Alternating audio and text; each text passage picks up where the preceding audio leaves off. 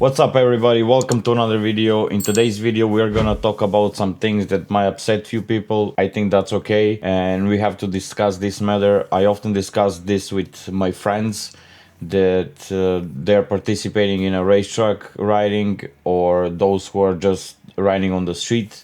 And most of the time we all share opinions, but we stick to the things that we like to do. We're going to look at the street riding and the racetrack riding through a couple of aspects that involve both of them. At the end of the video, you guys can decide for yourself which type of riding you prefer, what is better for you, what is most dangerous, and what is actually the right thing to do. First aspect that we are going to talk about today, it's actually motorcycle setup. The way that we are gonna look this motorcycle setup, it's through the eyes of street riders and to the racetrack rider eyes. First of all, let's look it through the eyes of the street riders, and then we are gonna switch to the racetrack rider point of view. I have a lot of friends that does the street riding only, and when I tell them to go and set up their motorcycle, what I mean by that is to set up motorcycle by the height, weight, the type of riding they ride, and the road that they're gonna take the motorcycle to.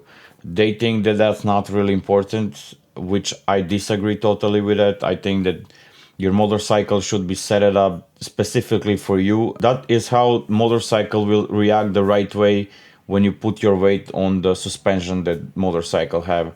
You can also adjust brake levers, you can adjust the angles that they're standing on the handlebars, and you can adjust the distance from the handlebars. You can properly use the brakes automatically when when you're fully on the gas, and once you start releasing the gas to grab the brakes, that can happen automatically. You don't have to reach for it, or once you start applying the brake, you don't have to apply the gas because that's position of your hand.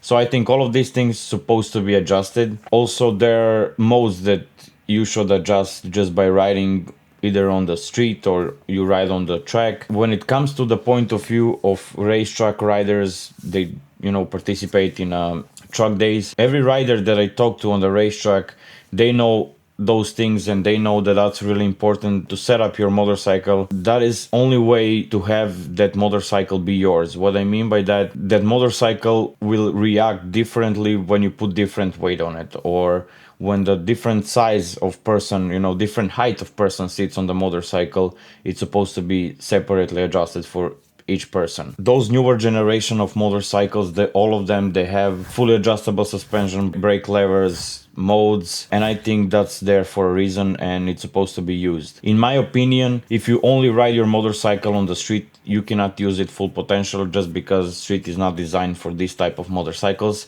but we're gonna get later on that matter. And even if you don't adjust your motorcycle by your height, weight, and the position you're sitting on it, you're even minimizing the potential of that motorcycle. So you're just minimizing capabilities of that motorcycle. We can compare that actually to the smartphone, That is like having the smartphone not connected to the internet. You can still use some features, but you're limited with its abilities.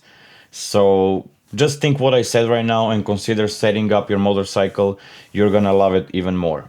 And let's move to the next aspect. In this aspect, we're gonna talk about how much does it cost to participate in a racetrack and how much does it cost to ride on the street. I think you should have at least jacket, helmet, and gloves. That's bare minimum if you ask me. For example, I don't think you can see it, but that helmet right there, let me get it.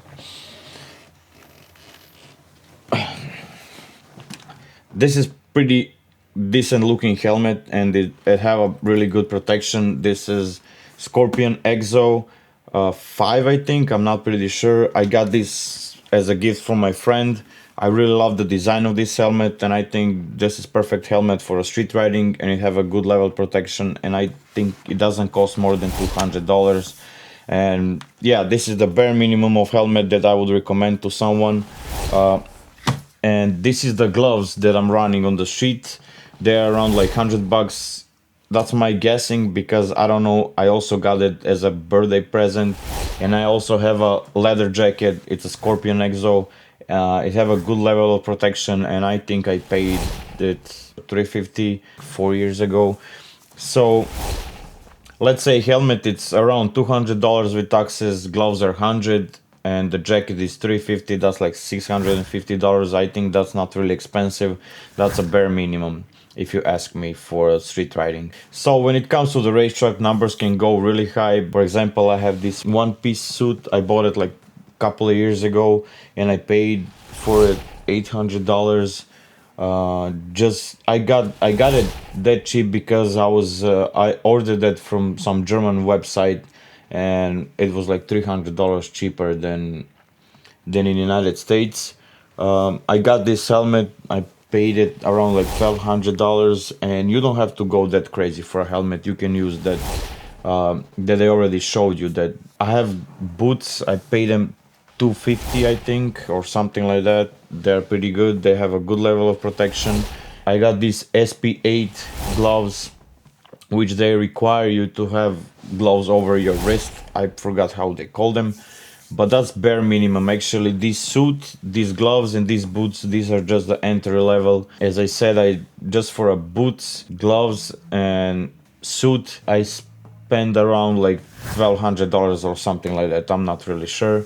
And this helmet, we're not gonna include that because you can get pretty decent helmets from like $400 to $800 that they're gonna have a good level of protection as well. So the street riding is definitely cheaper, but when it comes to the racetrack, you pay for the track day as well, which is between $150 to $400. But you're not only paying for riding on the racetrack, you're also paying for instructors to give you advices. There are also mechanics. I mean, you have to pay mechanics if anything goes wrong, but they're there to help you.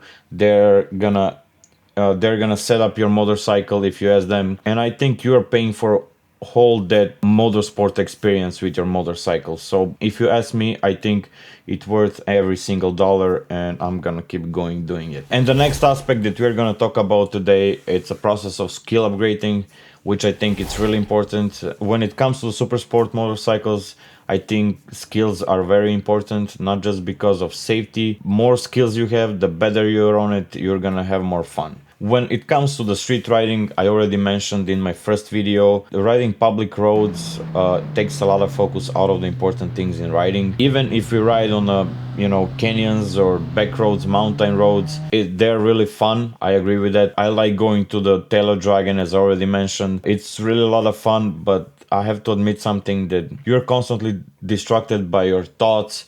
Are you going to crash? If somebody else gonna crash into you? Is anything is going to cut in front of you? Are you gonna get caught by police? And all of these small things that you don't even pay attention, but they're slowing down your progress. Because you're not thinking on what's important.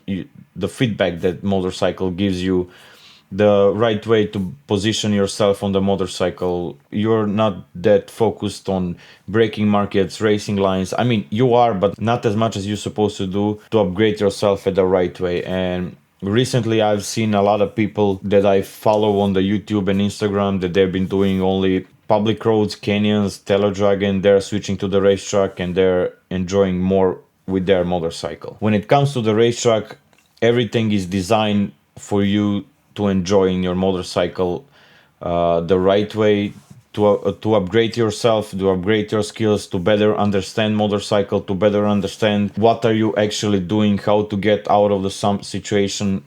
There are instructors that will give you advices. They'll teach you racing lines. They'll show you braking markets, what they use. That's preference. Actually, you can find your own brake markets, but they're gonna tell you, they're gonna show you what they're using as a braking markets. And I think the process of progressing, it's way faster on the racetrack. It's way funnier because you don't have to worry about cops. If somebody else gonna cut in front of you, yes, of course there are riders that they're gonna involve in crash with you, but that's not happening that often. Those are the guys that don't even follow the rules, and you cannot see them very often, not as much as you can see other people cut in front of you on the street. And I think racetrack is actually designed, as I said, for this. So I think you're gonna upgrade your skills faster, and you're gonna go through the process the way that it's supposed to be. So yeah, just think about it and let me know down below in the comments what you think, what is your experience. Before we go to the next aspect, I just want to tell you guys that I'm not a professional racer. I'm not either an instructor. I'm just talking to you guys as a rider to rider. I'm giving you my opinion and what I think it's good for me. It doesn't necessarily have to be good for everybody. I don't know. Let me know in the comments what you think. Am I right? Am I wrong? Did I miss something? And the last aspect that we're gonna talk about today, it's actually the danger, and I think that's the most important aspect. We are gonna look at through what type of danger street brings and what type of danger racetrack brings. Of course, we are gonna be in danger of crashing our motorcycle, hurting ourselves, even dying. All of those causes are only in our hands on the racetrack. I mean, most of the time they're in our hands. There are really small chances for somebody else to affect our riding just by, cutting in front of us, because everybody's focused on themselves. Everybody follows the rules. I mean, most of the time. And on another hand, the racetrack is also designed and the crashers are planned prior to building the racetrack. They're also runoff zone in a case we run fast to the curve and then we cannot control our bikes or something goes off. There are runoff zones that you can, slow down on them before hitting something, like a wall or something like that. I mean, of course, there is a chances you can, slide and, go off the track on those runoff zones and you're gonna flip and crash and all of that. But that will actually help you not to get really bad injured. Of course, there are really bad injuries that happens on a racetrack. There is always ambulance in a case of crashing. There are guys that they're sitting over there towing and pickup trucks that if somebody crashes, they're gonna pick up the motorcycle. They're gonna help you fix it if you have money to pay it. And I think when you combine all of that, I think that's the most safest place that you can take your motorcycle to ride. And when it comes to the street riding, the biggest issue that I have with the street riding is the street that is really unpredictable. What I mean by that, if you're going to crash or not is not always in your hands. Most of the time, riders get hurt or they get crashed because of somebody else's fault. They don't pay attention to the upcoming traffic or something like that, and we cannot always blame people that participate in a everyday traffic just because public roads are actually not designed for a super sport motorcycle to fly really fast. They're designed actually for the people to go from point A to point B, to follow the speed limits, which we have to agree to one thing we don't with a motorcycle. And most of the crashes that happens, even if it's our faults as a riders or somebody else's faults, they often end up really bad. Motorcycles are totaled. We are getting hurt pretty bad. A lot of riders lose their lives just because they don't have gears. And some of the things that can happen to the rider on a high speed crashes are horrible, and everybody knows someone that have lost their life on the street. As I already said, the biggest issue that I have is that the street is really unpredictable. Just by the road conditions are bad sometimes, and you can experience that wobble.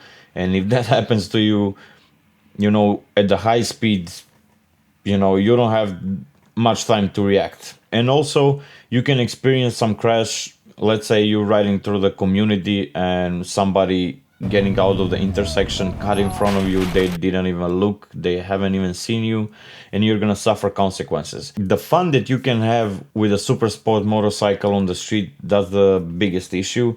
Just because constantly, if you are trying to have fun with a motorcycle, you're putting your life in danger most of the time. Let's say you're living in a rural area, and the fun that you can have with a super sport motorcycle, you gotta take your motorcycle out in the mountains and you're gonna go on the twisted roads. It's gonna be a hell of the fun, but that it doesn't forgive a lot. One little mistake and you end up in a hospital with a bad injuries and a total motorcycle. And if you live in a suburban area, as I do, you're very limited with the things you can do with a super sport motorcycle.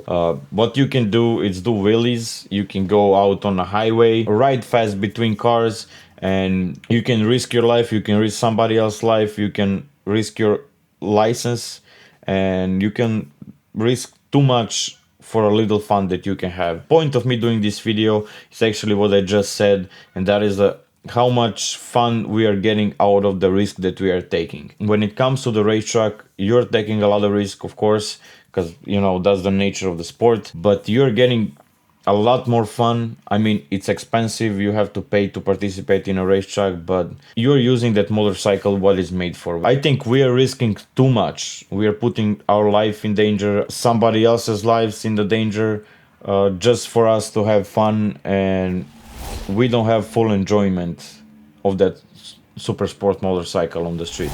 Before we get to the end of this video, I'm just gonna tell you guys that this video it's made just because I want you guys to be safe. I want you guys to rethink what you do. I'm not saying that you're supposed to stop riding on the street or, you know, just switch to full time to the racetrack. I know it's expensive. I'm just trying to tell you guys to consider everything that I said, from setting up your motorcycle to getting gears. And if you can afford sometimes to go to the racetrack, please do, because you're not gonna regret it. You're gonna love your motorcycle and motorcycle experience better than before. And try to be safer. If you go to the racetrack at least once a month or twice a month, you can afford it. That will be great for your skills and for your safety, believe it or not, just because you are gonna spend a lot of adrenaline on the racetrack, and when you go ride on the street, you're not gonna get as wild as you did before, and you're gonna understand why you should have gears. And when you ride with the fully gears on you, the riding experience it's way better. So if you like this video, please hit that subscribe, and if you didn't like it, I don't know, let me know in the comments. Let's discuss it. Thank you for watching once again, and I'll see you in the next one, and ride safe. Thank you. Goodbye.